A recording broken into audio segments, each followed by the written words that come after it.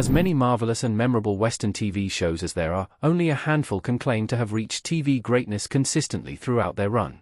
Even fewer, still, don't put a foot wrong in any episode.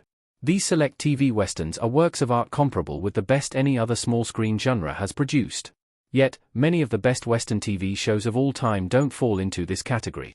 The classic 20-season series Gunsmoke, for example, has over 600 episodes, so it's forgivable that a minority of them are relative duds compared to the show at its peak. Meanwhile, the 21st century's greatest period Western drama Deadwood gets stronger as it goes on, after a somewhat inconsistent first season. Even the likes of Longmire, a neo-Western tour de force, features the odd blip across its 5-season run. By contrast, the series listed below are practically perfect TV Westerns from start to finish. It's hard to find fault with anything they do, whether in terms of characterization, plot, dialogue, or aspects of visual presentation. These shows represent the gold standard that any small-screen release in the Western genre should aspire to reach. Dark Winds 2022 present image via AMC+.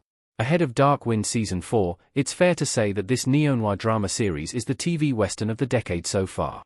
It follows Joe Leaphorn and his fellow Navajo Nation police officers in their efforts to enforce the law in the Badlands of the American Southwest.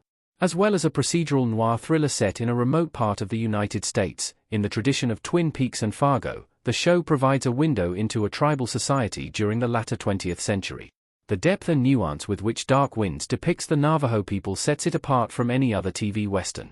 Adapted from novelist Tony Hillerman's Leaphorn and Chi stories, the show works elements of Navajo culture into its plot organically, offering a naturalistic and authentic depiction of life on tribal lands.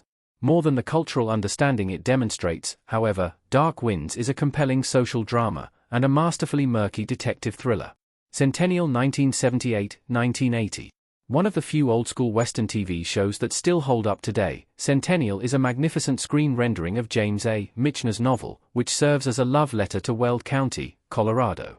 This sweeping 12-episode epic traces the white history of this area of exquisite natural beauty. We see the fictional town of Centennial spring forth, from the time its land was first settled by European migrants, to the modern day.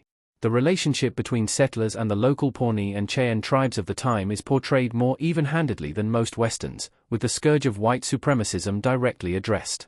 It isn't just clashes between indigenous tribes and white settlers which are explored, though. The town of Centennial becomes a microcosm for the conflicting class interests developing in the rapidly industrializing United States. Beautifully acted and expertly produced, this series is the high-water mark of socially conscious TV Westerns. Justified 2010-2015.